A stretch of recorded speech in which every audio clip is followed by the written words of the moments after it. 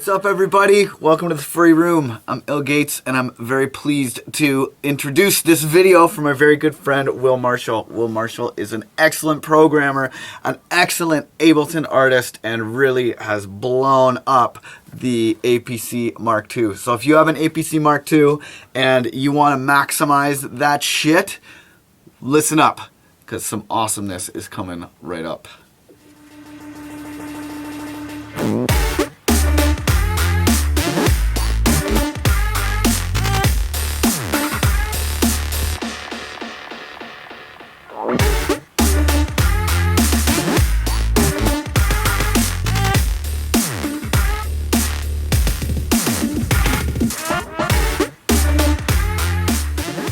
Hey, this is Will Marshall. Today I'm going to show you my new APC40 Mark II DJ template for Ableton Live 9 and the new APC.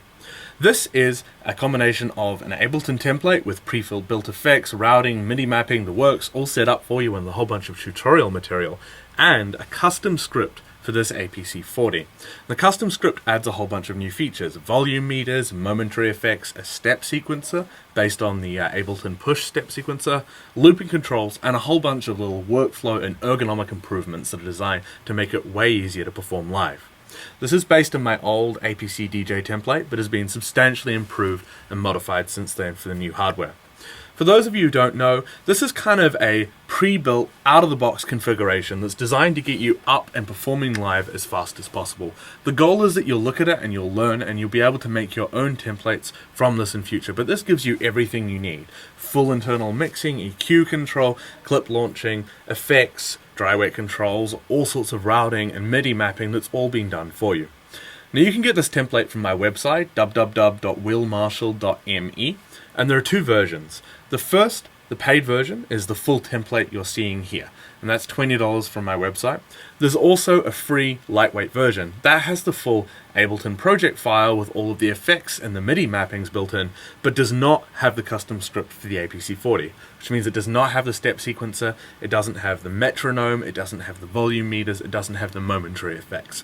It's simpler, it's cut back, but it's free, so you can download it, try it out. If you like it and you want all those ergonomic and workflow improvements, you can come back and get the full script.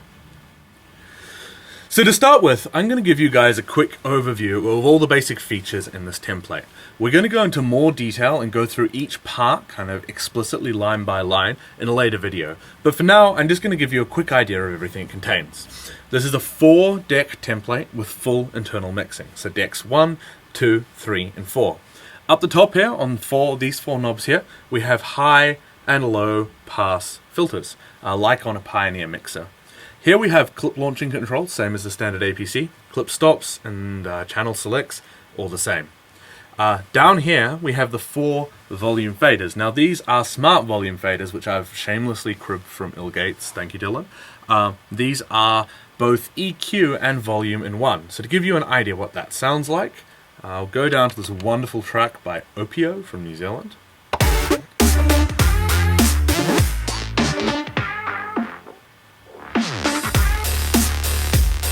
And the filters.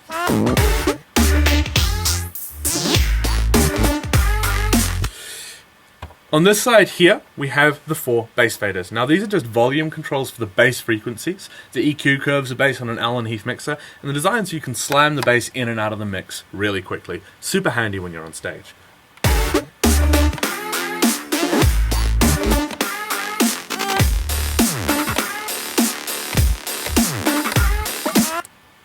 Like so. Up here, we have the 4 macro or global effects. More on those later, but they're pretty much always available to you and they apply to the entire session. Here we have a grid of 4x5, so 20 dummy clips. These are effects automation patterns. You can program your own, but I give you 20 out of the box to get you started. You launch these with the grid here, you stop these down here, and they're controlled dry-wet by the crossfader. On the right is wet, 100% effect, and on the left is dry. So you can cut in and out while triggering them with your other hand. Next to that we have the PPM meter, which is the volume meter for the master output, as you can see, and these buttons are also momentary beat repeats.